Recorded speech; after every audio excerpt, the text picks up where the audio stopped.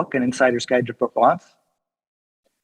And you may be wondering, who am I and what makes me an insider? Well, my wife and I, that's Val, have been visiting Provence just about every year for nearly 30 years.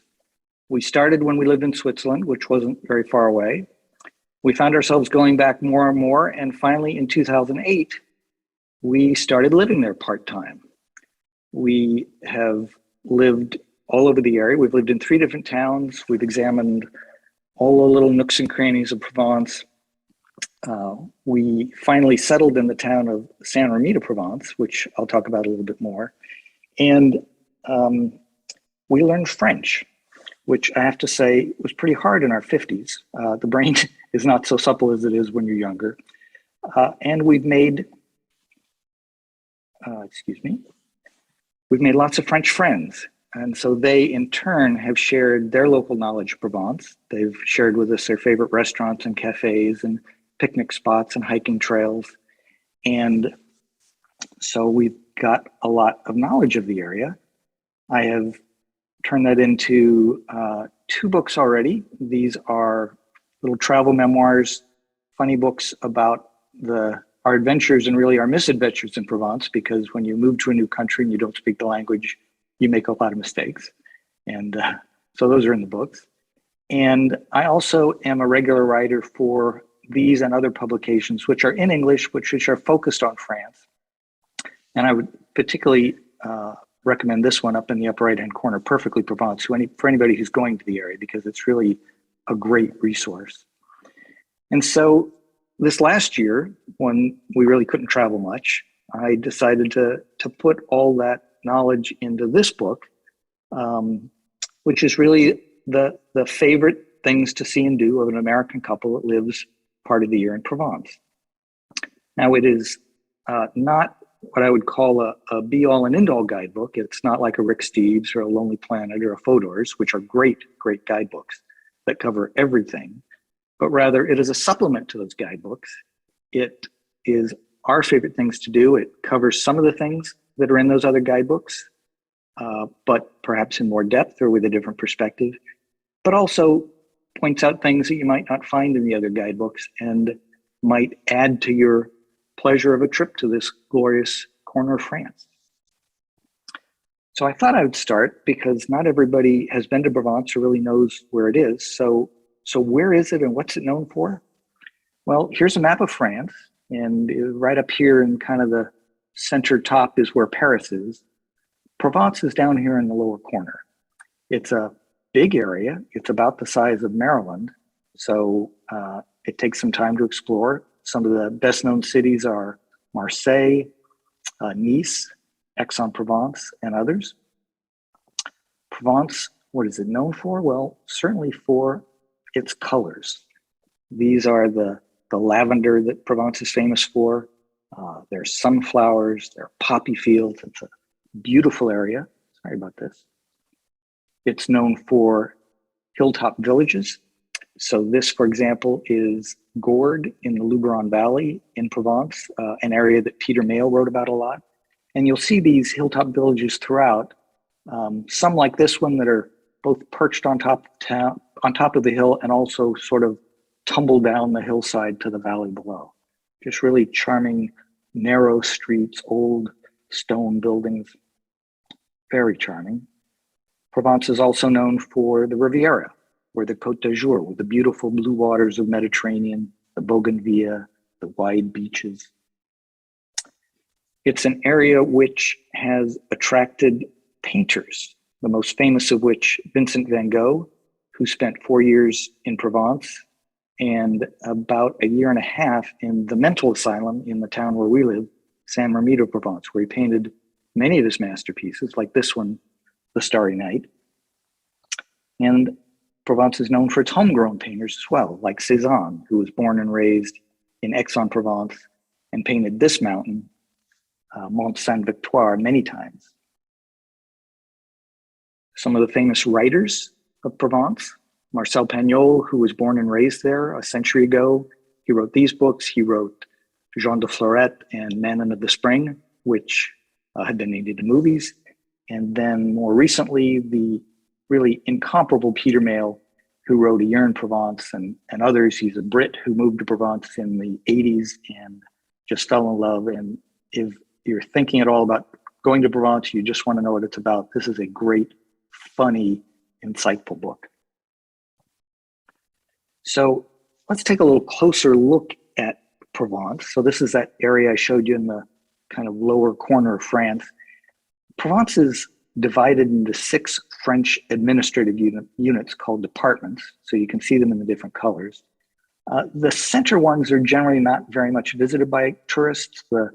Most of the visitors go either to this coastal area with towns like Nice and Cannes and Saint-Tropez, the Riviera of France, or over here to the west.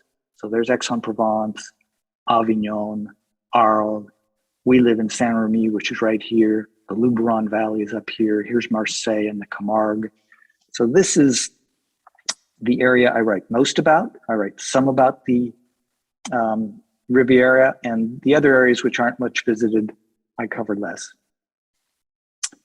If you were to go to Provence, what would some of the highlights of the trip there be? Well, certainly the markets. France is famous for its outdoor markets, the famous fruits and vegetables, etc. But I think the best ones are in Provence because that's where a lot of the fruits and vegetables come from. This is the breadbasket of France. And so every town and village has at least a weekly market. This town, Aix-en-Provence, has one every single day. Our town, Saint-Rémy, has a great market on Wednesday mornings and a smaller one on Saturdays. And no matter where you are, you can find a market nearby because, again, every town and village has one once a week. They vary by day, so you can always find one nearby if you want to go explore the fabulous local markets. Another thing you'll see is Roman ruins, because the Roman territory of Gaul, present-day France, was covered with Roman monuments, but really the best are in Provence. The best in France are here. If you made a list of your top 10 Roman sites in France, 7 or 8 would be in Provence, like this, the arena in Arles. It seats 15,000 people. It's still in use. Sporting events, concerts. I've gone there many times. There's an even larger one not very far away in the town of Nîmes. And then my favorite Roman ruin, which isn't really a ruin, look at this, is the Pontougar, which was an aqueduct which carried water up here in this top chamber from a spring many miles to Nîmes, the city of Nîmes, a major Roman city. And while it's impressive in this picture, it's more impressive when you see it because it's hard to understand the scale. And to give you a sense of how big this is, if you were to put the Statue of Liberty next to this, the top of her torch would just about reach the top of this. It's almost 200 feet high and just magnificent. Provence is also an area of stupendous natural beauty. This is along the Mediterranean coast, those beautiful blue waters of the Mediterranean, and then these little craggy inlets, which are called calanques. Here's another view of one, where you see it from the sea, and they're just beautiful. This gray, stark, stony cliff coming down to the blue water of the Mediterranean. You can see people have sailed in. There's a little beach at the end. If you look back there, people are sunning on the beach. You can hike into some of these. Or if you don't have a boat or you don't want to do either, there are boat rides that go up and down the coast. They take about an hour long. You can see half a dozen of these. That's just a great way to see some of the beauty of Provence. This is another beautiful, colorful site. This is in Roussillon. This is an abandoned ochre mine because back in the day, ochre was mined for its color. It was used as a dye. The pigment was used as a dye until new technologies came out and it was obsolete. But this really colorful landscape remains, and this is just the beginning of a path that you can walk. It's about a half hour long through the mines or the quarries, and it's kind of like walking through a rainbow because you have here the orange and the yellows, You have elsewhere the purples and the reds, and it's just kind of this magical spot. Another famous site of natural beauty is this, the Fontaine de Vaucluse, the fountain of the Vaucluse region, which from this perspective looks like that's a nice little pool of water. What's so interesting about it? They're kind of a large puddle. But what you don't see here is what's happening over on this side, which is water is gushing out at a stupendous rate, especially in the wet season, because this is one of the largest natural springs in the world. It is creating here the beginning of the Sorgue River, which is an important river in France. It's like a river just arrives out of nowhere because so much water arrives, and this little calm pool is actually 1,000 feet deep.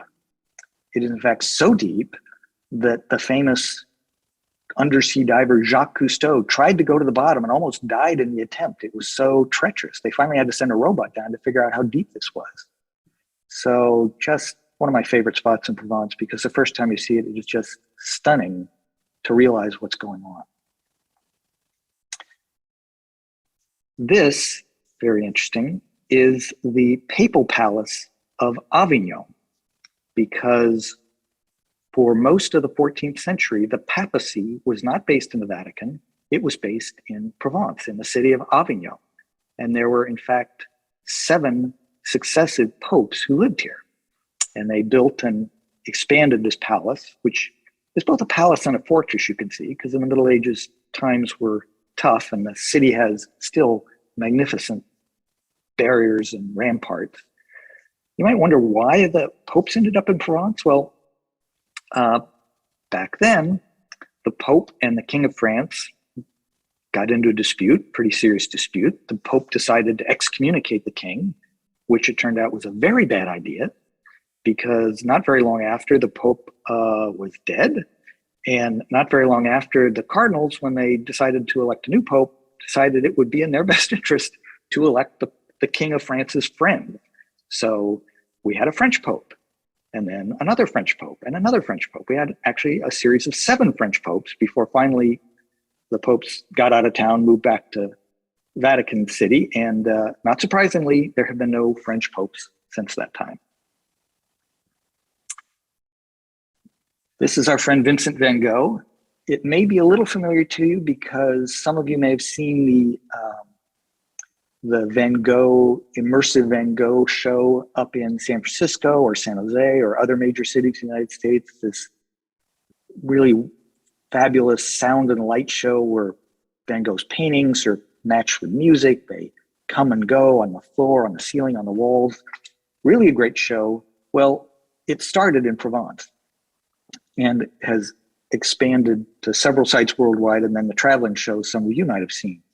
So what's going on is there is a mountain in Provence which was used to quarry building stone, and it was quarried out of the interior of the mountain. It wasn't cut out of sides, they cut it out of the inside. In fact, here's part of it, and you can see these squares where they used to cut slabs of stone.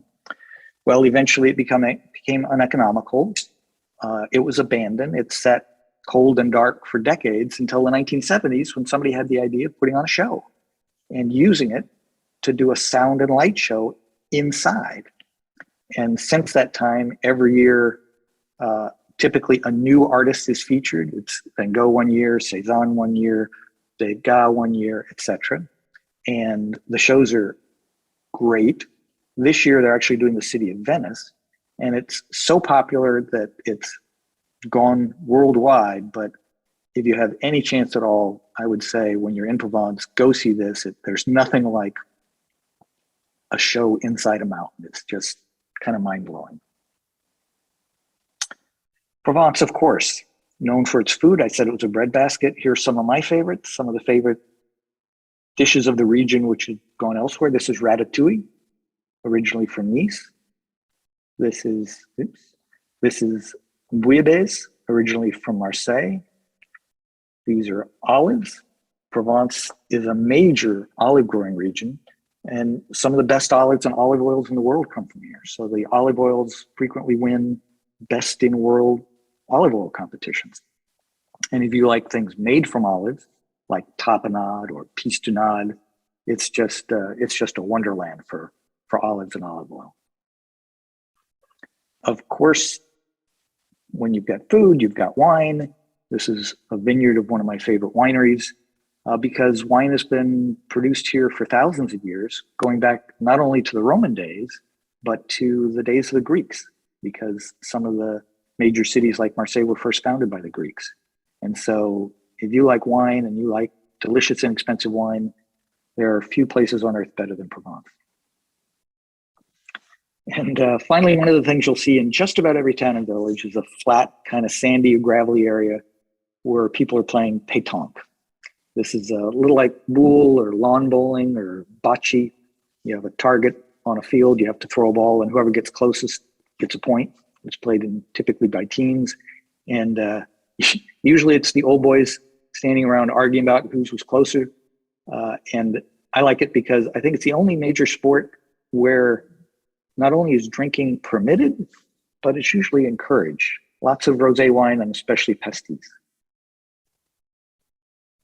Now, I say I have insider secrets. What are some of those? Well, I share some of my favorite restaurants, like this one, which is on the cover of the book, the Château des Alpilles. It's a great restaurant. It's tied in with a hotel, which is in an old stately manor in the middle of the manor's former grounds. So you're in the middle of, you see, it's like a big, beautiful park. And on warm days, which is much of the year, the tables are set up outside. They have about a dozen tables like this one.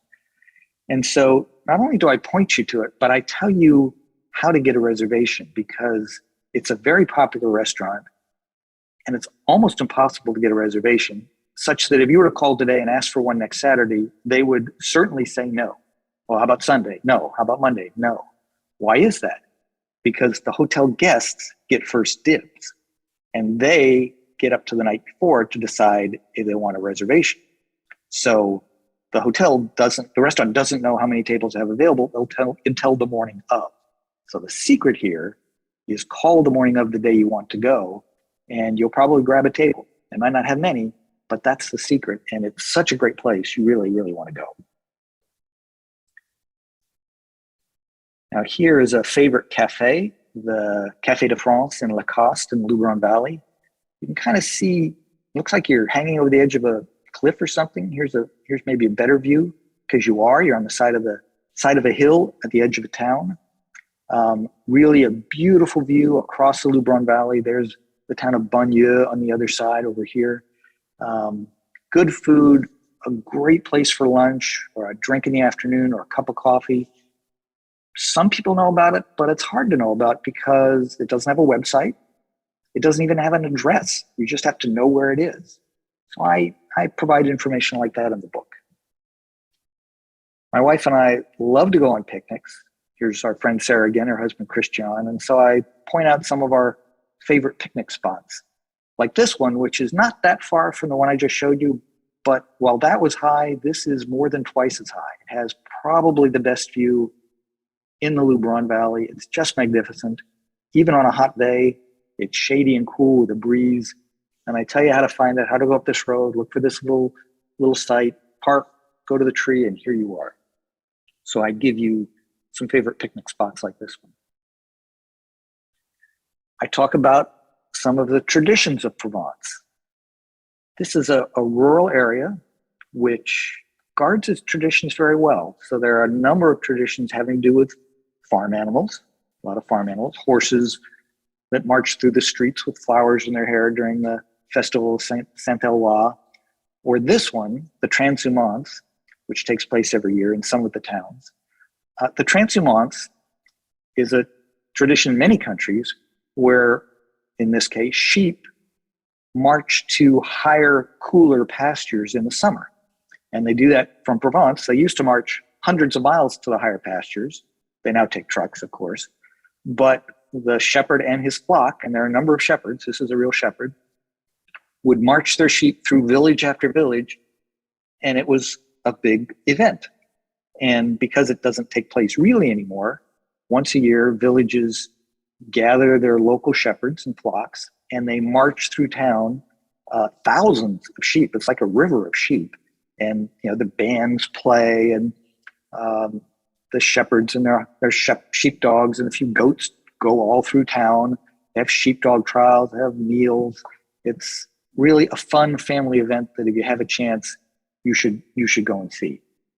In our town, it's usually beginning of June, late May, but that's the season for transhumance festivals. This you might recognize, those are menorahs. This is a Jewish site, a synagogue. And I'm showing this because there are a couple of surprising things here. First, people are often surprised to learn that France has the third largest Jewish population in the world after Israel and the United States. And while today the center of Jewish life is in Paris, just like it's the center of many things, Paris, for centuries it was not Paris. The center of Jewish life in France was Provence. And you might think, well, why was that? Well, during a period where Jewish people were particularly persecuted, and driven out of places like 1492, when they were expelled from Spain, life was extremely hard. Jewish people had nowhere to go, and they found refuge in Provence. I mentioned before the popes lived in Avignon. Well, Avignon and the surrounding territory were the French papal states. It was territory controlled by the popes. It was not part of France. And the popes welcomed Jewish people into their papal territories during a long time where they couldn't live anywhere else. They were known as les Juifs du Pape, the Pope's Jews. They found refuge. It wasn't a perfect life. They were still mistreated, but they could live. They built synagogues like this one. This is the synagogue in Carpentras, the oldest synagogue in France, and ritual baths and kosher bakeries. And you can still see some of these sites, historic sites throughout Provence. So I tell you what some of them are and how to find them and how to take a tour of Jewish Provence if that's interesting to you. This is the sans gluten or gluten-free symbol, which you find on products in France. France is a great country. The food is the best, but some of us have dietary restrictions. I can't eat gluten. I have celiac disease. Some people have problems with dairy or shellfish or choose to be vegan or vegetarian. Well, how do you do that in France? How do you find places to eat? How do you make sure you can eat safely? I've actually learned a lot about this, and I share those insights and resources in the book. Of course, I share my favorite wineries, places which have great wine, friendly tasting rooms, English-speaking staff. Maybe my favorite is this one in Gigondas. That's my man, Claude Roux, who makes fantastic wine, really not very expensive. If you're anywhere near the area, you want to go and stock up. I share this and other favorite wineries. And for a little different view of wine, this is the Roman winery near Beaucaire. You say, what's a Roman winery doing? Romans aren't here anymore. Well, there's a winemaker. There's a winemaking estate, which has been making great wine for hundreds of years, which happens to be on the site also of an ancient Roman villa. And so some years ago, the owner decided, in addition to his regular wines, he wanted to try to make wines like the Romans did. So he did enormous historical research, figured out how they trellis their wines, how they harvest them, how they vinify them, and what recipes they use, because the Romans didn't just make wine with grapes, they added stuff to them. So he found a recipe from Pliny the Elder, for example, how they put honey in some wines, how they put fenugreek in some wines. And so he has, in addition to his regular, normally delicious wines, he has a few very interesting wines you can taste, you can learn about it. You can see a film on how it works. The kids can play Roman games he's got. You can taste the grape juice before and after. And so it's not for everybody, but it's a really fun, interesting site for people who are interested in wine and maybe want a different perspective on it. Here you might be wondering why this man appears to be running away from a bull at very high speed, which he is, because moments ago he was doing something like this. which is trying to take a doodad off the horns of a bull. This is a sport called course camarguais. It's sometimes referred to as French bullfighting. It is not bullfighting at all. It has nothing to do with the Spanish version where bulls are killed, but rather it's a sport where young men, because who would be crazy enough to do this besides a young man, show their bravery by running around in an arena, trying to pull a doodad off a bull's horn and then escaping by jumping over the fence like the guy before that just did. The bulls actually lead a pretty good life. The best ones become famous and even have endorsement deals. And having gone to dozens of these events, I have never seen someone seriously hurt. The only injury I've ever seen was when somebody bumped his knee jumping out, going over the fence. And even then he was walking normally a few minutes later. I like the sport. My wife, Val, loves the traditional French outfit, which is like this, because she likes to go see what she calls her young men in their tight white pants. Now here you might wonder, why is this picture here? Well, because I'm going to talk about la bise.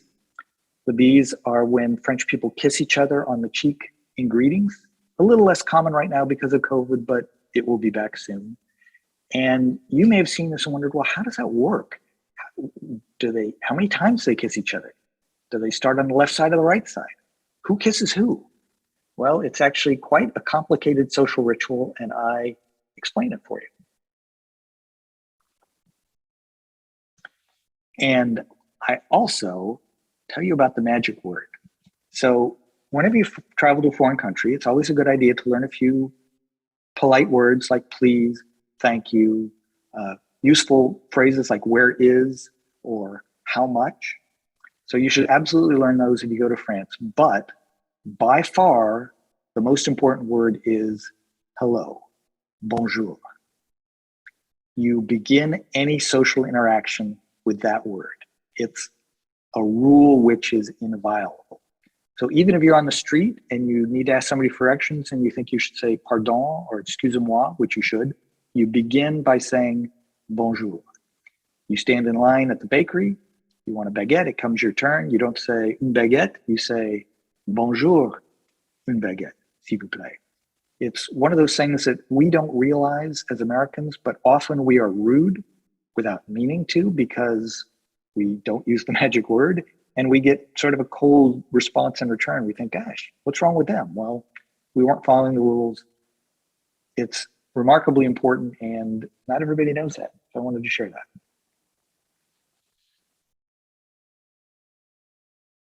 Here, I'm just showing this picture to note that I've included a zillion links in my book, about 400, so that if you want to know more about something, like you want to find the website of a restaurant, or you want to know where it is, click on the link, or I've bought links at the bottom of the pages in the paperback version.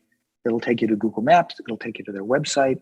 If you want to know more about a subject, there's an article that might be interesting to you, I provide links to that. So I've tried to make it more than just what's on the page, but add additional info beyond that.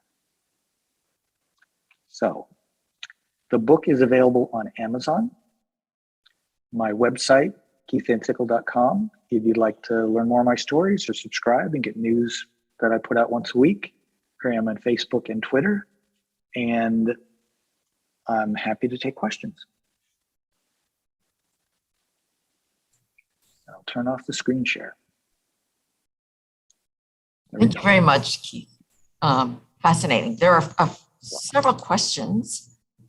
So if you're ready, we can start. Okay, so early in the talk, you mentioned about Hilltop Town. What was the name of the town? So that specific one was the town of Gordes, Gordes. Okay. It's in the Luberon Valley. It's near other hilltop villages like Minerbe, which is one where Peter Mayle lived, or Roussillon, or Bonnieux, or Lacoste. There are a number of them, especially in that area, that are really pretty. Thank you. Amy asks, she imagines that St-Rémy is lovely. If you were to return to Provence and choose a different home base, where would it be? That's interesting.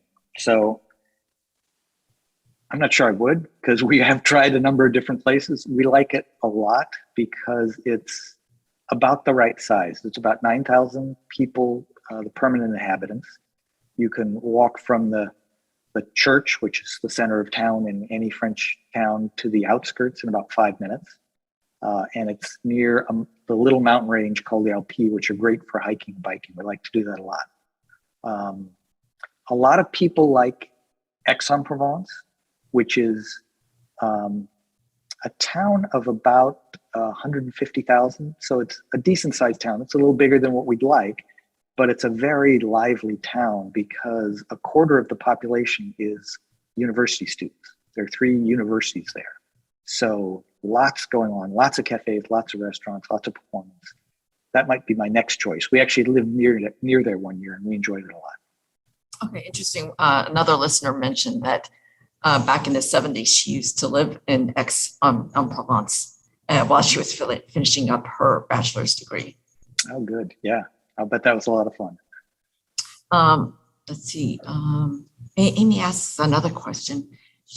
If somebody wanted to rent a charming home in Provence for 1 or 2 months, would you begin looking at VRBO, the vacation rentals by owner, Airbnb, TripAdvisor, or somewhere else? All of the above. So when we've looked in the past, we've used VRBO, we've used Airbnb. You could also go, if you know the town, I would contact the tourist office because they may have lists of rental homes.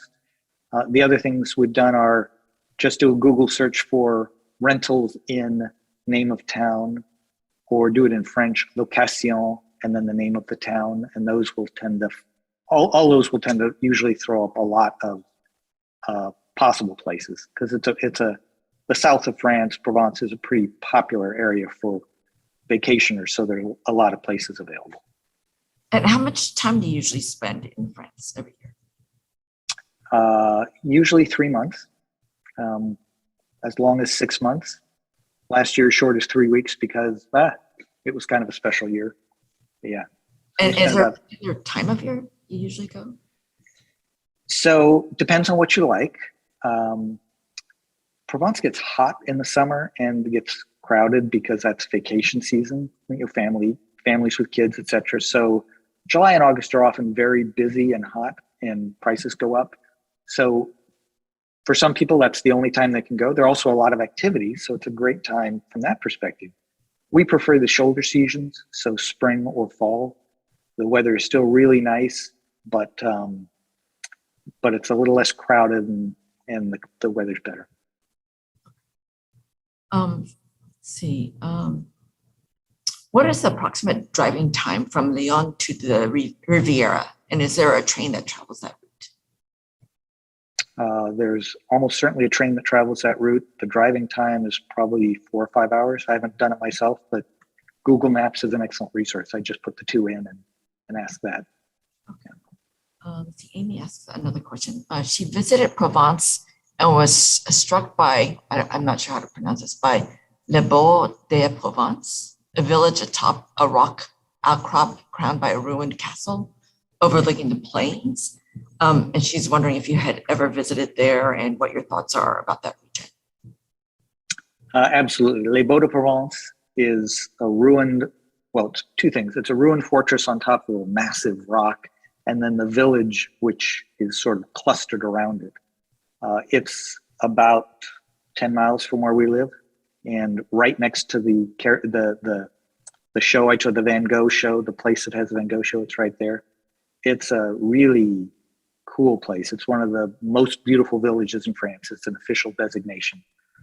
I would definitely go see that. And on the top, they've got not only the ruined fortress, but fun stuff for the family, demonstrations of sort of medieval weapons and things like that. I remember they've got a trebuchet, which is like a catapult. And we happened to be there the day after the presidential election when Nicolas Sarkozy had lost. And they put a big water balloon, and they shot it into space so nobody would get hurt because it's just a water balloon. But right before he launched it, the fella said, in French, goodbye, Nicolas, and off you went. But that's fun, and the views from the top are unbelievably great, all across the territory south of it, all the way to the Mediterranean Sea. So definitely Les Baux is a place to visit. Yeah. And do you own a home there? Somebody else? No, we rent. Okay. It's hard enough taking care of one house. We don't want to take care of two houses. Do you rent the same house every year, or do you try different homes? We try. We were in one house for 4 straight years, and then it was sold. So we moved to another, and we've been in that for the last few years. Is it usually pretty easy to find a rental? Yes. Yeah, there are a lot of them. We take our dog, so that restricts it a little bit. We want certain things, but we've never had a problem finding a place. And do you know anything about home ownership in Provence for an American? Would it be pretty difficult, or are there certain things that people should be aware of? Yeah, I don't know enough to say other than get an expert to help you on any of this, because the French bureaucracy in many respects, whether it's housing or taxes or whatever, is notoriously complicated, and therefore you need expert advice. Okay. Somebody asked how to get to Provence from San Francisco. Do you just fly to Paris, I assume, and then take a train, or do you fly directly to? Depends on where you want to go. The 2 major airports are Marseille, more toward the west, and Nice in the east. You can typically get to them with connecting flights through, depending on the airline, Paris, Amsterdam, Frankfurt, etc. I'm not aware of direct flights from the west coast to either of those cities. Because we take our dog and we don't want to have her transferred from one plane to another, we fly direct to Paris and then drive from there. Somebody did ask if that was Mika in one of the pictures. That was Mika, yes. Actually, Micah in English, Mika in France. She changes names. It's the same word. Okay. Let's see. Somebody asked, how does healthcare work if you are on Medicare? On Medicare, I don't know. I will know in a few years, but I don't know yet. Okay. Generally, most U.S. systems cover people when they travel. You may have to get a receipt and get reimbursed. But it's one of the things that's interesting about that is French healthcare in most cases is much less expensive than here. I've had several occasions where I've had to deal with the French healthcare system. It's been great, and it's been so inexpensive, it really was not worth the effort to figure out how to get reimbursed. So I just didn't do it. Interesting. Okay. And what was the name of the hotel that you mentioned that is attached to that outdoor eating area? Mm-hmm. It's the Chateau des Des Alpes, Alpilles. Chateau des Alpes. Okay. Really great. I understand it's a really nice hotel too. We just never needed to stay there. But I know people who have, and they said like, oh, it's really nice. Okay. How much French would you say is needed to visit and get by in Provence?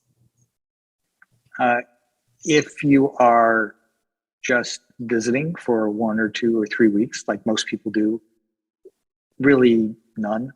I mean, it's always good to know, again, hello, thank you, etc., just for politeness. But if you're going to touristy areas, which you typically are, there's enough English spoken you can get by. You typically would not be going to some obscure little town where there's actually nothing to see. So why would you go there? If you're going to stay there longer, like we do, you'll want to learn more, but it really depends on the kind of experience you'd like. We know people who live there, but don't speak much French. They remain within the English-speaking community and they enjoy their life. Good for them. We decided we wanted to really be there and meet French people. And so we've learned the language, but we didn't have to. We could live there without really knowing French. And for traveling without French, it's not hard. Okay. And what kind of visa do you get when you stay there?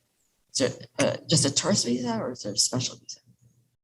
Depends on how long you want to stay. So France is part of a group of countries that form what's called the Schengen zone, which is pretty much the European Union plus Switzerland. To travel as an American within the Schengen zone, you don't need a visa if you stay no more than 90 days in any 180-day period. So if you're just going for a few weeks, you don't need anything. If you're going for longer than that, as we do sometimes, you need to go through and get a special visa. That's a little more complicated, but that's not common. What is the name of the special visa? Depends on how long you're staying, but Okay. a long-term visa. Okay. Yeah. I think you mentioned you didn't speak much French before you went there. No, I had a few experiences because of that. Okay, fluent, pretty fluent now. We can spend all day in French with our friends. Yeah. Oh, wow. And you just learned by picking it up. You didn't like have a tutor or go to special lessons?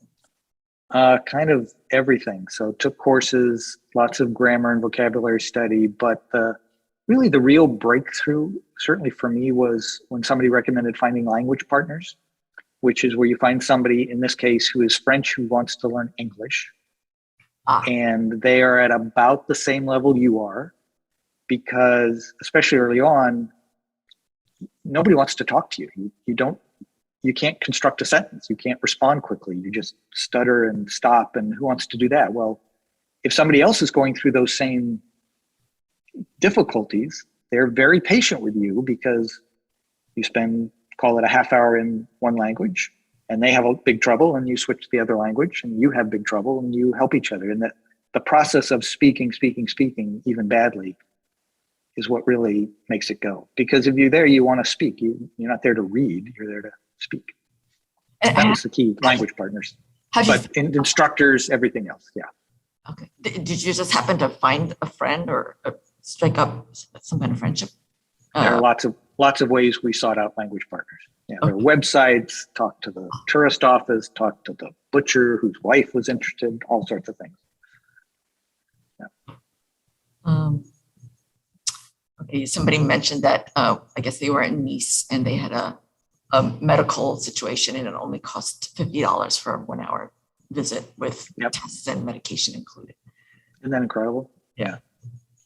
Okay, let's see. Somebody asked, does the Tour de France run through Provence? And have you ever watched it? The Tour de France has a different route every year. So yes, sometimes it comes through Provence. Typically it goes up Mont Ventoux, which is this gigantic mountain that you can see from everywhere. And so that's one of the famous stages in the Tour de France when it comes through. I haven't actually seen it, but I know when it does come through, it always includes that mountain. How do you feel about overall safety in Provence? Safety, health-wise, somebody knocking you over the head? Yes, yeah. Any areas to avoid? I think like anywhere, you tend to see more violence in big cities.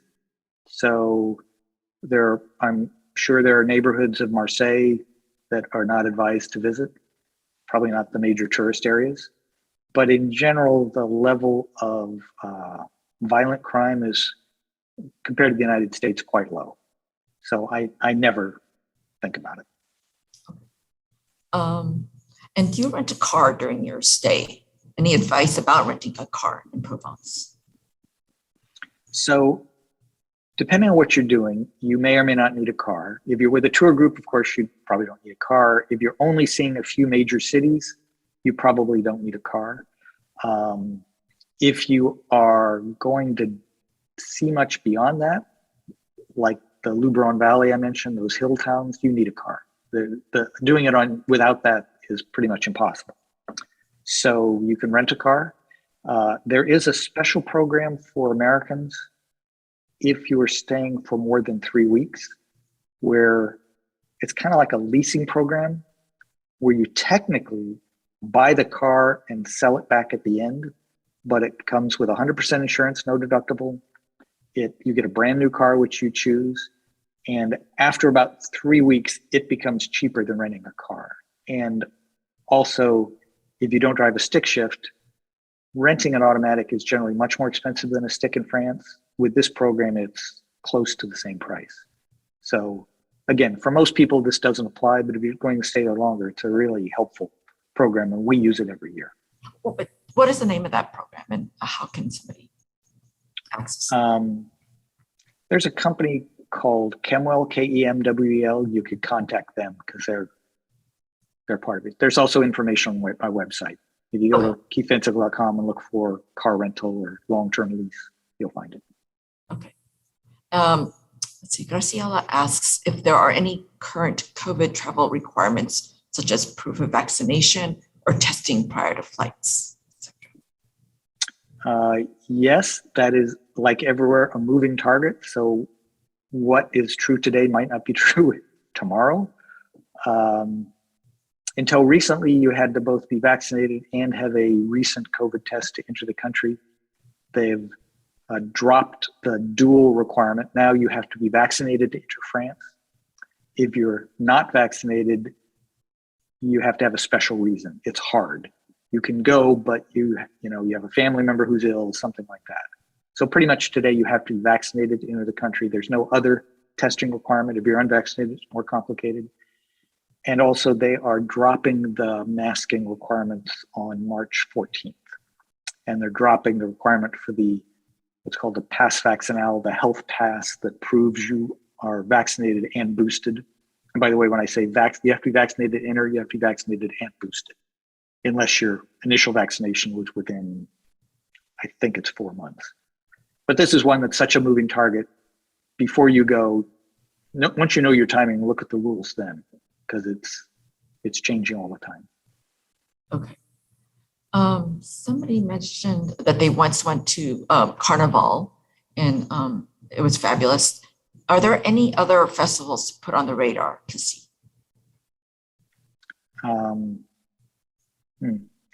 Depends on the time of year. There's lots of stuff in the summer.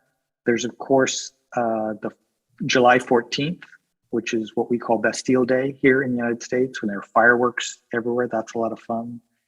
There are music festivals typically on June 20th or 21st, depends on the year, the longest day of the year. When people stay up all night, listen to music. So I would say go wherever you're interested in going, go to the tourist office and look for local festivals, because they do vary by region. Like the Transhumance Festival with the sheep going through town, probably don't see that in Paris.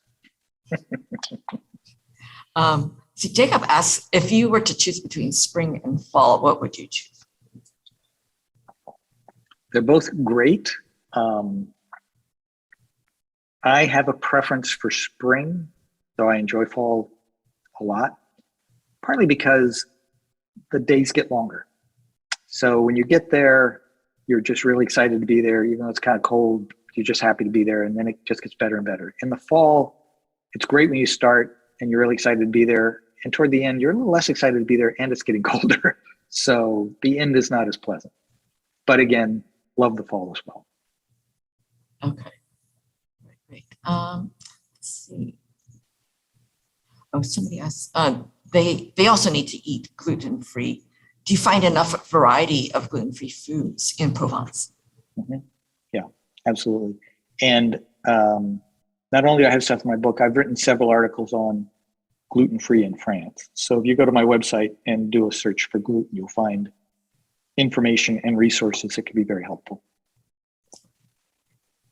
For what wine varietal is Provence best known? So Provence is kind of, you can think of it a little bit as the bottom of the Rhone Valley. It's not technically, but it tends to have some similarities with the Rhone Valley. So for reds, Grenache, Syrah, Mourvedre are three of the best known. There are also many at Carignan, etc. For the whites, there's a grape which is known in Italy as Vermentino. In Provence, it's known as Rolle, R-O-L-L-E. That I think is a great one. Grenache Blanc, Clairette, just lots of really tasty wines. You can find the international varietals, Chardonnay, Cabernet Sauvignon, but not nearly as much, and you can get those anywhere. So I would try to drink the local varietals. Okay, and would you ask for the house red or house wine over lunch, or would you recommend a specific wine? Usually, French restaurants have nice wines by the glass. Yeah, they might have several reds, several whites, several rosés, and ask your server. They're usually very good and they're not expensive. Yeah. In fact, I had 2 glasses. Go ahead. You're on vacation. Why not? Okay, I don't see any other questions right now. If you do have a question, please feel free to enter it in the Q&A or the chat box. I did want to mention that we do have several of Peter Mail's books at the library. I guess he's written several. The one that you showed was A Year in Provence? A Year in Provence. That's his first and I think his best. Okay, okay. Yeah. I noticed that we don't have it at the library, so I will see if we can get a copy. Oh, yeah. It's a classic. Okay. All right. Well, there are a couple more questions that came in. Let's see. Did you ever visit, I'm not sure how to pronounce this, Moustier and the Gorge du Verdun? Yes. Moustier is near the Gorge du Verdun. This is, Moustier is a cute little town. We enjoyed that very much. The Gorge du Verdun is an incredibly deep canyon. So it's not as deep as the Grand Canyon, say, but it's much, much narrower. So it just looks like it goes straight down. It's a dramatic sight. You can canoe down the Verdun River, or raft down it, I guess, actually. And yes, it's a really pretty part. It's over to the eastern part, so inland from the Riviera, inland from Cannes, or somewhere like that. I don't remember exactly where, but yeah, that's a great place to see. Okay. Amy, we do have Keith's books at the library. I will provide everybody links to the books after this session, and we are recording it, so this will be available in probably a week or so after today. And I will let you know when it's available on our YouTube channel, the Santa Clara County Library District YouTube channel. Let's see. Oh, Laura suggests that a diner can always ask for a petite carafe de vin at lunch. Mm-hmm. If you'd like more than a glass, you can ask for. They often have carafes in 2 sizes: a 1/4 of a liter and a 1/2 liter. So they often have multiple sizes depending on how thirsty you are. Okay. And somebody asked, is there a really famous lavender field that you would go to? There's a famous lavender region up near the town of, I can't remember if it's SAULT or SOLT or so. I think it's SALT. Someone will probably add into the chat, but a little bit north of where we live. Okay. SAULT. There it is. Thank you. My wife just put it in there. Thank you, Val. And again, somebody wants to know the name of the restaurant attached to the hotel with a fabulous, so it's Cafe de. No, it's Chateau. Oh, Chateau. CHATEAU. New word DES. New word ALPILLES. Okay, thank you, Val. There it is in the chat. Thanks, Val. All right. Okay, let's see. And there is a request that you share the last slide of your presentation. Again, that has all your contact info and your social media addresses. All right, so I think our time is coming to a close right now. Thank you so much, Keith. There was a lot of interest in this program. I had been looking forward to this for weeks. And as I mentioned, we'll have the recording up soon. Thank you for having me. It's been a lot of fun. Oh, you're welcome. It's been our pleasure. Okay, thanks for coming, everyone.